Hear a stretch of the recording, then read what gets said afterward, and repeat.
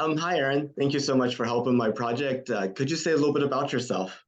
Hello there, I'm Aaron. I'm known online as another space nut, known somewhat in the circle of space content creation, anything from helping some of your favorite creators through to this morning's announcement of Skyrora. I was part, I'm the founder and director of Team Space Media Group that put that video together for Skyrora. Um, how was that being like part of? I mean, how many people are involved in Skyrona? I mean, Skyrora are this amazingly Scottish company that are hoping to go to orbit very soon. And it's important to note that when people think about the current space race back to the moon, there's talk of China or potentially Russia beating the US. I think Skyrora are one of two competitors hoping to be the first vertical launch from Western Europe. So it's quite exciting to know that I've been on the ground, confident in the hardware despite the recent failure. Genuinely exciting company to visit and work with.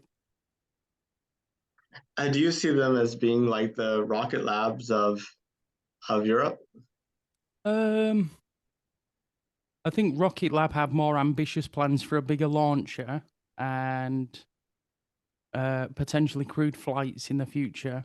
I think Skyroar, as it stands right now, are looking to develop micro launch capabilities similar to the first generation Rocket Lab rockets, and really just sort of work their way from there.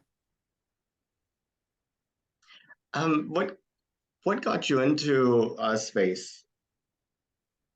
I mean, I think the same as anybody really. Like it's just amazing to think that in the grand scale of things, like everybody I ever knew, loved, touched, anything I ever smelt is all on this one little planet. And I think, you know, I'm I think the best summary of that is Carl Sagan's pale blue dot. And that really interested me to think that we were just this insignificant speck in the vast nothingness of space. And I think my interest grew from there.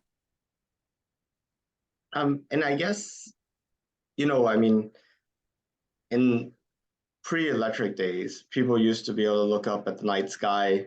They didn't have like indoor entertainment. And they used to wonder what was up there. But one thing I've noticed is that it's really hard to see the night sky. We're surrounded by lots of high intensity entertainment that keeps us from like wondering what's up there. So it's not a common occurrence of what you're describing here. And how did you come across this I, th- information?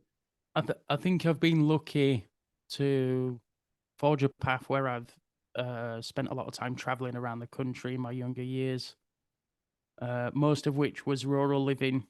Couldn't tell you why, it just seemed to suit me. I always had brilliant dark sky opportunities. I understand completely, like more modern sort of values rely on city living or at least close proximity to a city that can, as you described, block out, some really good viewing. I think the thing was, I was surprised. I'm rural, sort of northern England, and I can get some really good opportunities with my telescope and things like that. I was recently in Scotland, and it just made my views look terrible. I was looking up at the night sky there, and I could clearly define things. I saw auroras and things like that, and that's worlds apart even to me being, somewhat rural in northern England. So I definitely say anybody listening, watching, it's definitely worth maybe commuting out of the city if you don't get an opportunity to look up too often, and really just admire the wonders that are there.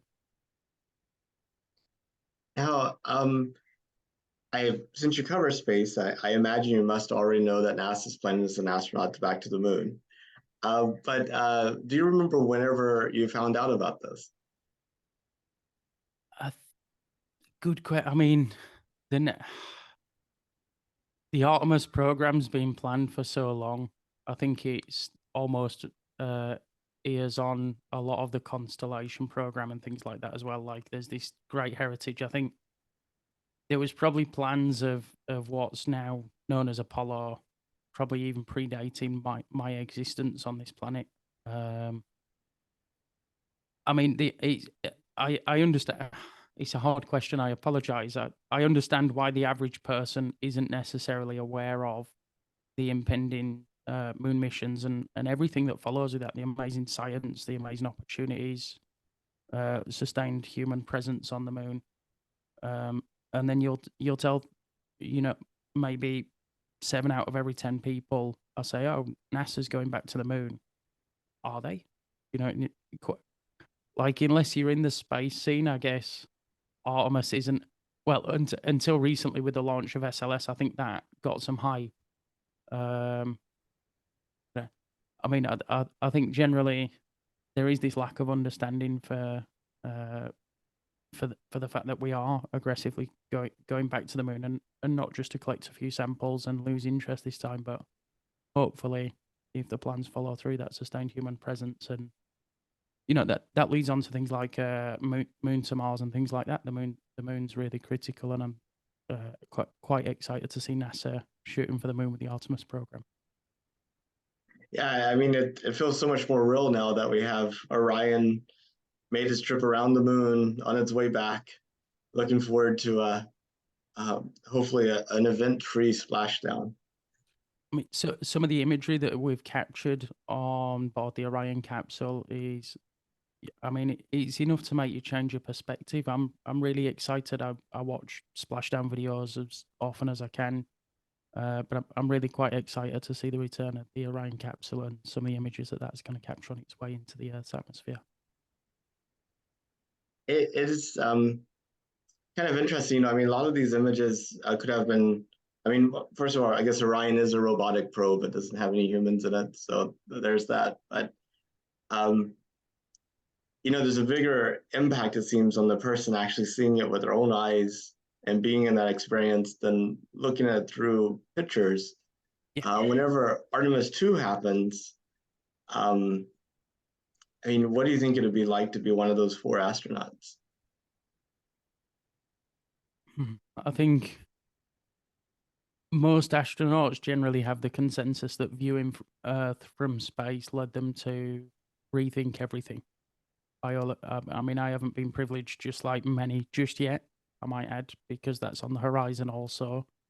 But from what I understand, seeing Earth from space really gives you a new perspective. And not only that, but the heritage of, this history of the Apollo program, Artemis, and really, the first female to walk on the moon's coming up.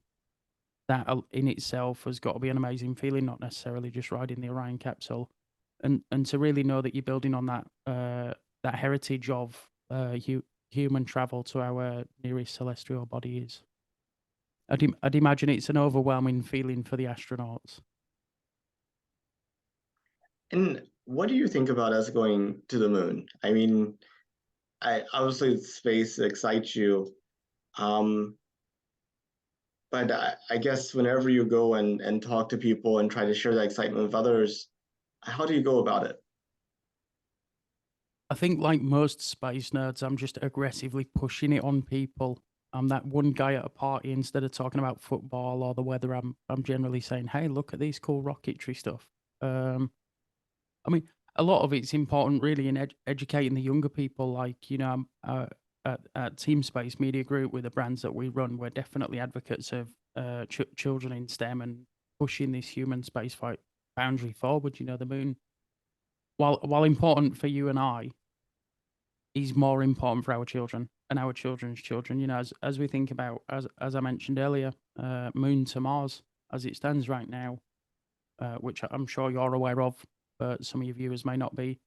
Our 2 best options to Mars include Mars Direct, which is highly risky, proposed by Zubrin and later adopted by several people, or the much safer option of using the moon as a point to then go to Mars from, which actually makes an incredible amount more sense if you factor in things like human traveling.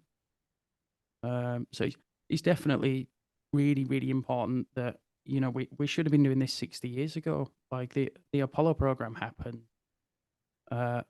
man touched the moon, we reached the stars, and then forgot our general interest in it. And that really, I've spoken to quite a few professionals in industry at this point, and even the consensus of greats like Frances Poppy Northcutt, who I spoke to recently, she herself said that the general interest was gone.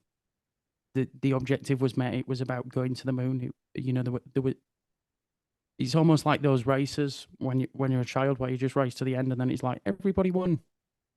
Like humanity got to the moon and then there was no game plan for what to do next. It was just we got to the moon. Let's take some samples. Let's come back. Public lost interest. Vietnam War definitely didn't help things. It stripped what would have otherwise been a healthy budget for, continuing the attempt at the moon. It's really a shame that more people aren't excited about the moonshot, and this is why I'm here today to speak with yourself, and hopefully the viewers of Countdown to the Moon. It's really important that you go out and advocate and really make people aware of the fact that this is happening. If NASA is spending all this money, and let's say conservatively 100 million people globally watch it, I'd be pretty sure that isn't enough to justify NASA's continued efforts in going to the moon. If 3 billion people watch it, close to or just under half the population, then it would obviously show that there's a general public interest. So I'd say everybody needs to advocate and really thank you, Nathan, as a member of the space community and somebody that is trying to advocate for Moon and Mars and further even hopefully Centauri eventually. Genuinely thank you, Nate, because you play an important role in this mission. I know that it's about speaking to guests like myself, but you're enabling that interest by running Countdown to the Moon. Yeah, I really appreciate that. And I kind of see this more of a time capsule for future generations to look back on this decade that I think is going to be a really pivotal decade for space travel, and kind of get a sense for how many different perspectives there were and what people were thinking about and that type of thing. But you talked about interest in space, and I was thinking, why aren't people as interested in like a rocket launch or a landing, orbiting around the moon and stuff as they might be like a football game, as an example? And I mean, do you have some ideas? I mean, this is a hard one. This really boils down to society and preferences, doesn't it? I think the general consensus for space is that it's expensive. The second you start to think about, things like just 10 years ago, it was $50,000 I believe, to send per kilo to space. It's only with the advent of companies like SpaceX that are bringing this edgy celebrity CEO vibe with the likes of Elon Musk that are generating more interest in space. But I think the wider problem for people is if it costs 100 million to launch a rocket to space, why can't we spend that money on Earth? Which, for context, most of our greatest scientific breakthroughs in the last 20 years have been from science aboard the International Space Station. But that there's a divide between understanding that and the general population.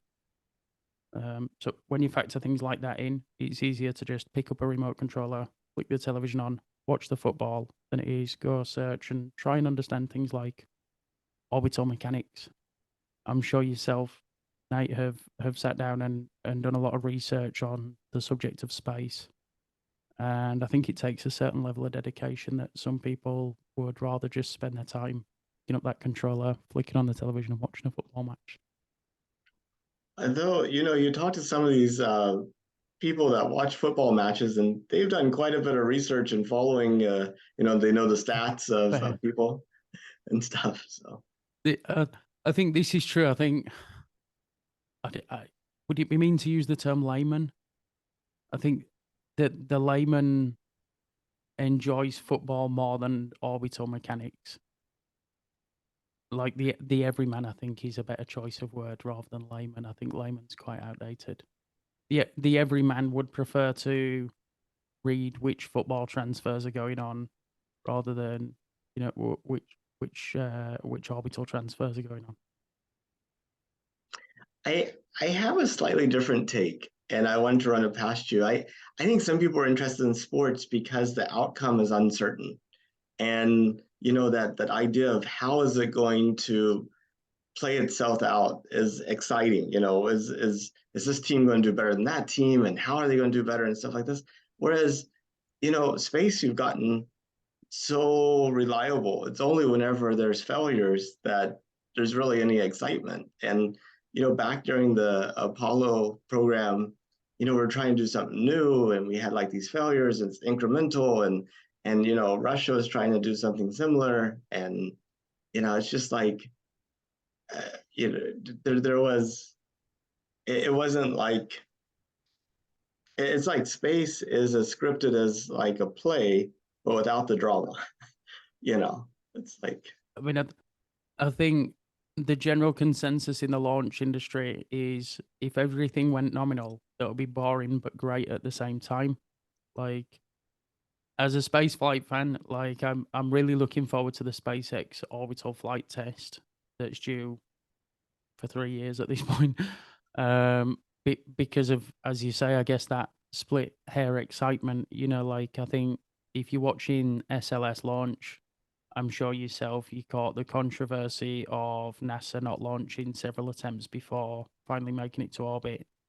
And although that was disheartening for a lot of people, at the same time, it added that level of excitement. It added that level of, okay, NASA have spent way too many years and more money to count on making this rocket perfect. And now there's a chance it could be the world's biggest pipe bomb blowing up at Cape Canaveral. And I think that got the media attention as well. I think we saw more mainstream media outlets ready for that outcome also, and really trying to focus viewer attention on the SLS launch with the potential that it could go wrong. And I think I'd agree that I could understand why, say, football would have the same appeal, given that you can't necessarily say, okay, if we do this, this will happen, like you can with orbital mechanics, as you were saying. Interesting stuff. I'm hopeful that SpaceX makes it to orbit, but at the same time, I really, really, really want to see how much of a mess Elon Musk's SpaceX can make of that catch tower in Boca Chica. And then the other thing that I think really interests people is if they get to personally participate. I think back in like maybe the 70s, people thought it was just a matter of time, maybe the 60s. People thought it was just a matter of time before they could take that trip to space. And I think people have given up on that largely, that I mean, they don't think they'll be going to space. what was it, the 1950s, the Jetsons first aired? Yeah. If you look at everything, like it, growing up as that kid that was lost in comic books and lost in sci-fi, I was always under the impression that near Earth space travel for the everyman was on the horizon. I was born the back end of the 80s, and I've just grown up all through the 90s of, yeah, we didn't go back, but we're going back. Soon we're going to be unlocking space. Even now, I speak to several people in industry that are building private space stations over the next 5 years, building launch vehicles and offering on-orbit services over the next 5 years. And it's still somewhat hard to believe, isn't it? Like you say, to make that football connection again, anybody as a child can get a football, go out, play football with their friends, and aspire to become the next big sign for the next major team. Not so much with rocketry. I think astronauts have generally historically been selected from sort of ace pilots and people that can withstand the mass G's that spaceflight offers. We have in more recent years seen some attempts at commercial spaceflight, but I mean the cost of that. I think William Shatner reported initially Jeff Bezos wanted to charge him. I think was it like 11 million, something like that, for the seat aboard the New Shepard. Sorry. Yeah, New Shepard. New Glenn's the bigger one. I had to think for a second there. But where does that put people like you and I? Like I definitely couldn't afford 11 million pounds to go to space. But everything I watched, everything I read as a child would suggest that I should be able to visit a restaurant in space in 2022. No, I feel like when Starship starts flying though, like regularly, like you have the same Starship flying 3 times per day, that just fundamentally changes everything. I mean, it's like going from the Wright brothers flyer where you have a guy just kind of holding on at the onto the wing to like a 747. It's just And I mean, it's like transition. it's good that you mentioned the Wright brothers because it ties in perfectly. If you look at where the Wright brothers were when aeroplane travel, the Wright brothers were the first to do it. Then it fell into government hands for actually a larger number of years than people care to remember before being released into the public domain. And I think between now and 2025, NASA last year signed the new low Earth orbit agreement, I believe it's called, to allow private entities access to low Earth orbit for the first time as private entities, as opposed to government-run private entities like the Lockheeds and the Boeings and things like that. That's going to take a while to trickle down. Even if we did miraculously I mean, there's some speculation that Orbital Assembly Corporation will be on orbit by 2025. Now, let's say it's 2025. Orbital Assembly Corporation have the first space hotel on orbit. They're charging somewhat reasonable prices. I wouldn't even like to hazard a guess what we could consider reasonable prices for a space hotel. But then you've got to factor in the travel. As it stands right now, we're launching maybe 16 humans a year to space. Mm. To scale that up is going to be incredibly difficult if there's ambitions for people like yourself and I to also go and participate in this low Earth orbit economy over the coming decades. I think the cost of human space travel needs to dramatically reduce. But companies like SpaceX are leading the way. NASA have put out a private call for private industry to replicate SLS as an example. They're aware that under cost plus contracting, the SLS is highly, highly, highly expensive. And they've put out a call to hopefully reduce the price of a similar design. All these steps are slowly transitioning. It's whether or not we make it, isn't it? It's whether we can stay on the rock long enough to like, see the advent of everyday space travel. Yeah, it's really amazing though to think we're routinely seeing teens of people in space at the same time. I mean, like if you think about it, on the International Space Station, we had 7 people. The Chinese had 6 people on their space station. That's 13 people in space at the same time. Um, I mean, how long before we get to 20 people in space at the same time? I think I'm excited for the orbital reef, given the suggested size of that, and I think that's not only going to open up more science opportunities like we've seen on board ISS and like we're seeing from the Chinese station as well. But it does sort of push towards, if there's a destination in space, that's going to be the driver, isn't it? And I think initially NASA planned to occupy a large amount of the orbital reef, but there's definitely room for commercial space in the plans. Yeah, I mean, once you get cheap access to orbit, that changes everything, I think. I think everybody uses this number of 100 Mars colonists aboard a starship, and I think realistically, if you look at volume area, it would be more likely that you could send 100 people towards low Earth orbit for a low Earth orbit destination than you could on a 9-month trip to Mars aboard the starship. Hmm. So I remain hopeful. Hopefully, the SpaceX Starship becomes like the Ryanair of space flight, and we all just get standing seats to cheap space stations. Yeah, if they just charge for going to the restroom during the whole flight, they would be able to make up the money, I guess. It would Um, indeed. well, if you look at the future of humanity 200 years out, what does it look like to you? I'd hope to see further afield travel. I'd ideally like to see a thriving low Earth economy, um, colonization en masse on the moon, Mars, and spreading our wings further. I think, given how long humans have been staring up at the stars, we're now at an age where we can touch them.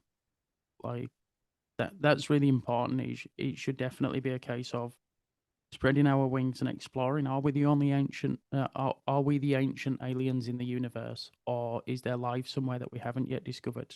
You know, we should definitely be pushing those science objectives, and really doing our best to make backup cop. I think that term's been overused by Elon Musk. I don't really like using the term backup copies, but um, m- making settlements so that, you know, if the worst happens to Earth, if the worst happens to the Moon, if the worst happens to Mars, even, we're not just left as an insignificant speck in the timeline of what was.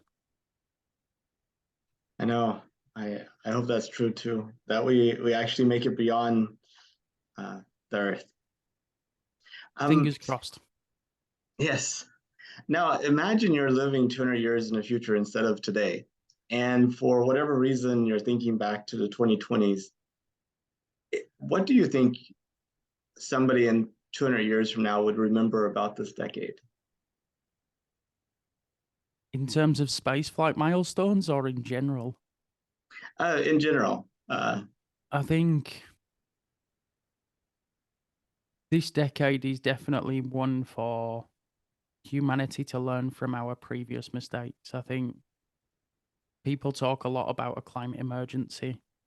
This decade is really the deciding factor in that, or at least I believe. You know, there's a lot of people that would say there's longer. There's people out there that deny that there is any issues with the climate, which is fine. You know, everybody's entitled to their opinion.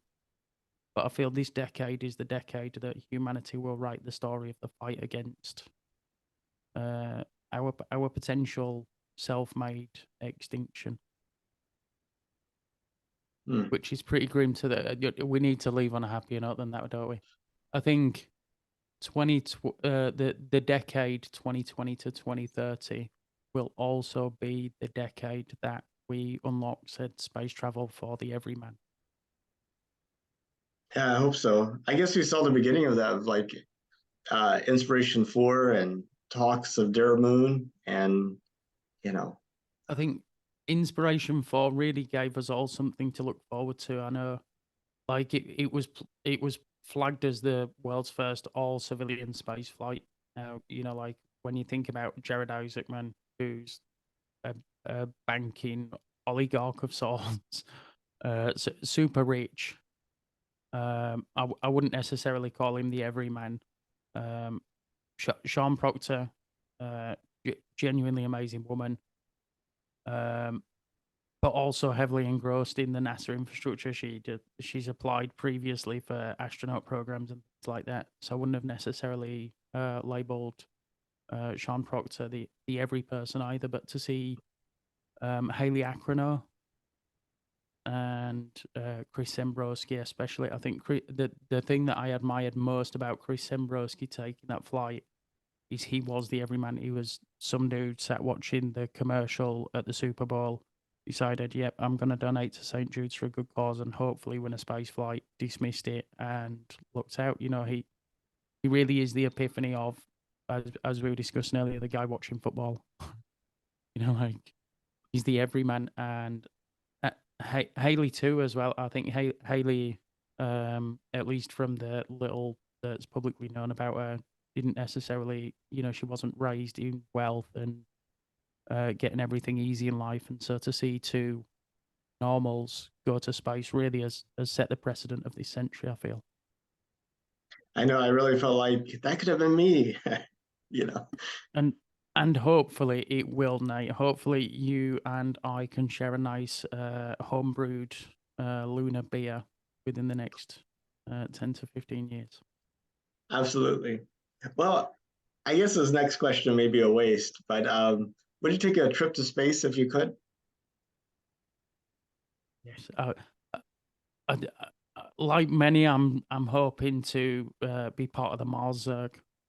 the Mars Zerg, because obviously the statistical chances of you being successful if you're part of the first maybe 4,000 people to touch Mars are extremely slim chances of you returning. So I'd definitely call it a Zerg.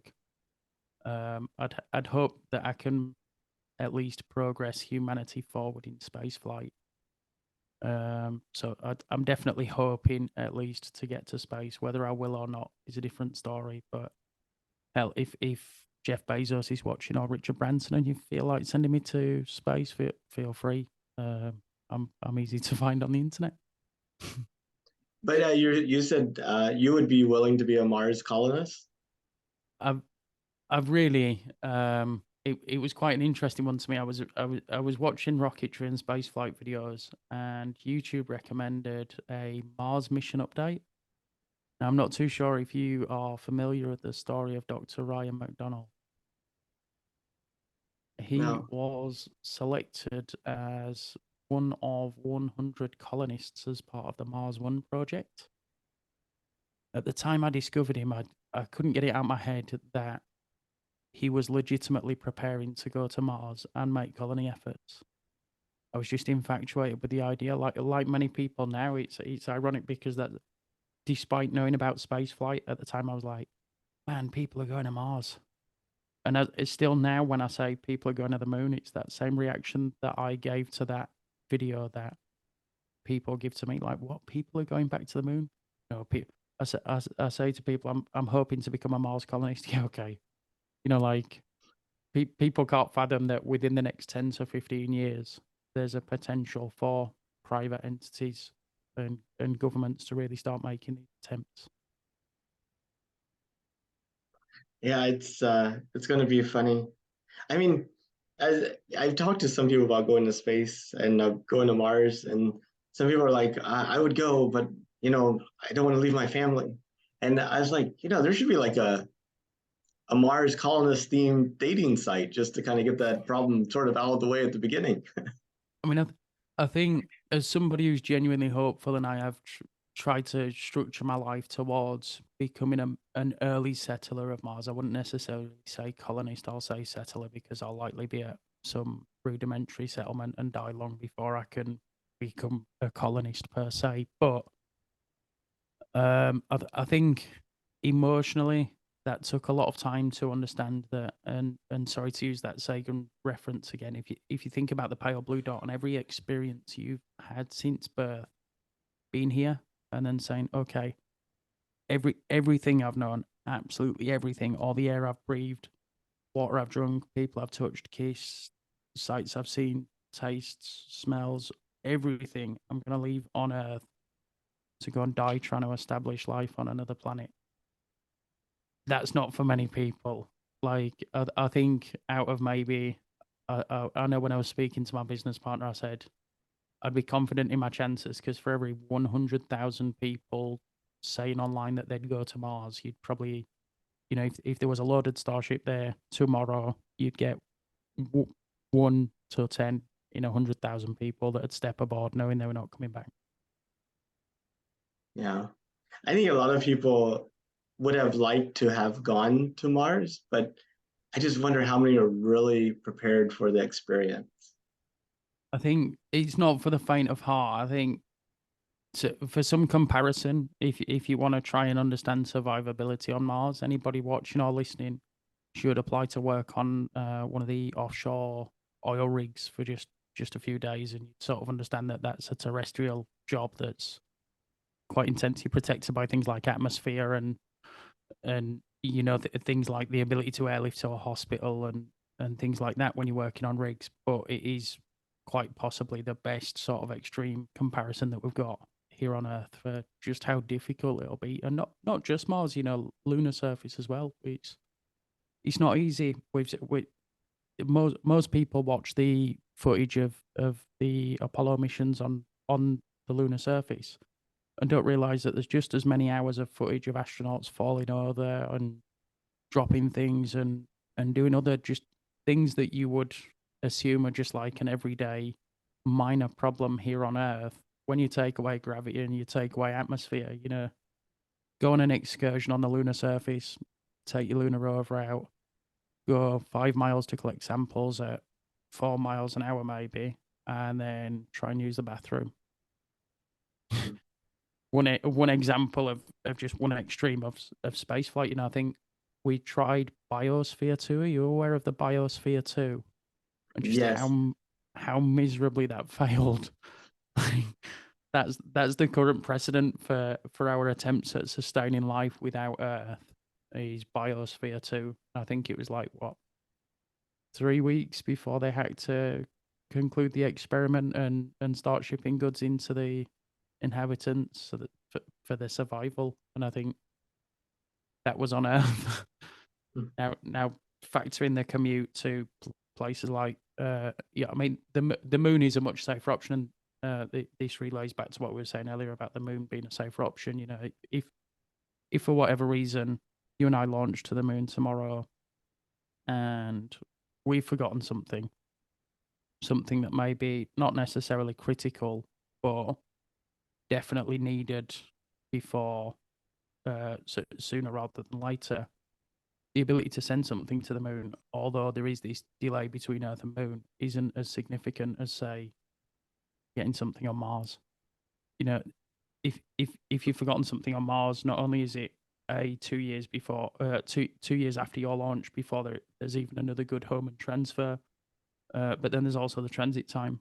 You know, we've seen the Orion in recent weeks get to the moon and now making its way back in relatively shorter time in comparison. And I think if you were to ask the number of if you were to ask everybody listening or watching this if they go to moon or Mars, I believe the majority of people would say moon for that reason, for the ability to say, okay, this was fun, great experience, I want to come back now and not have to wait 3.5 years to be able to get back. Yeah. And then even a worse scenario is you have the thing, but you don't know where it is on the spacecraft. Yeah, Like, which I mean can be worse. We've seen a lot of improvisation in the earlier attempts at space flight.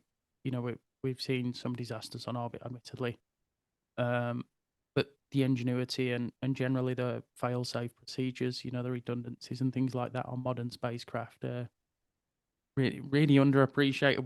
We can admire a SpaceX rocket going to space and then returning back to a moving boat in choppy ocean weather. But then when you think about exactly what that takes, you think about the avionics sensors that requires, the absolute level of redundancy. You know, for every one computer performing tasks aboard, say the SLS, there's 3 computers not performing tasks just in case. And I think that redundancy assures a lot of people for the moon. You know, for reasons like you're saying, what if okay we've got the supply but it's not here. We look high and low at the real time communications. You know, things like it could be your some of the life support equipment you're unaware of where it is. Although communications are somewhat delayed, they're not, you know, like a 32-minute round trip like you would be if you were communicating from Mars. There's these elements that really make the moon a more appealing choice for at least inhabiting. I think when you think about the safety element, if there was a extinction level event on Earth, we'd feel that depending on what it was. You know, say meteorite impact, while not very likely, and we're pretty good at tracking objects. Ouija Mawa, Ouija Mama, is it? hmm. Can never pronounce it. We had no idea that was coming past us until it was coming past us. Now something like that impacting Earth would create enough of a debris field that you wouldn't necessarily have that second instance of humanity on the moon. But Mars does offer that. But things like in situ resource utilization makes sense from the moon a lot more than it does Mars. Mass drivers. Currently, we live in a gravity well. If you need a mass driver, what you need is like really, really, really, really big amounts of energy. The railgun the US Naval Force railgun is a good example of that. It's in a building probably the size of my entire street, powered by its own power station, just to be able to test to send projectiles. Now you take the atmosphere that the Earth has away from that and point and put a system like, say, spin launch on the moon. Now all of a sudden you're sending probes past the outer planets and potentially out of our system at a much more aggressive rate than trying to struggle to get out of a gravity well first and then send it. Yeah, I mean, whenever you're able to like harvest resources on site and build complex machinery, I mean, can you imagine, designing probes on Earth, sending up the plans to like the moons of Jupiter and having them built there, and then, I mean, that already saves you like 5, 6 years of transit time. And and this is it. I think a lot of people, when they think about in situ resource utilization, like the general consensus I get is that people assume that we'd be making goods for Earth and reducing our carbon impact on Earth. And I think to myself, like, it was summed up. Trying to think, I think it might have been Musk that said if you had 1,000 kilos of the purest wrapped, ready to go cocaine on Mars, it's still not viable to bring it back. Is it good? Is Martian regolith good for producing structures for radiation proofing on Mars? Yes. Is it good for producing resources to send back to use on Earth? Definitely not. But as you say, it does give us this ability for engineers and smart minds here on Earth to say, okay, this is the plan, this is the product, create that on the moon, and send it onwards from the moon without having to touch without having to touch Earth. Well, Aaron, I know we covered a lot of topics, and that was pretty much all the questions I had, but is there something that you wanted to talk about that we didn't get to? I think I've done an incredible amount of talking. I think you've been quite patient. I generally tend to go on rants, and like one thing leads to another in my brain. I do apologize to anybody listening. It's probably not the greatest show you've had. Wandering brain. Just really thank you for having me today. Genuinely happy to have had this chat. Yeah, I really appreciate it. And well, Aaron, thank you for everything that you do, and look forward to staying in touch online. And hopefully, you come to Houston sometime. I will definitely make it a priority to get to America. I think being a Brit, we don't see too many space flights, so I'm desperate to get to America anyway. And I think next year, if there's, I mean, I'm a big fan of obviously Mars. I'm sure you've gathered that by this point, and I'm looking to hopefully go for at least one home and transfer period on the assumption that we might see a Starship go. So we might be able to meet up and have a beer next year in Houston. That'd be awesome. Looking forward to it. Fingers crossed. Fingers crossed. Thank you for your time, Nathan. Bye bye.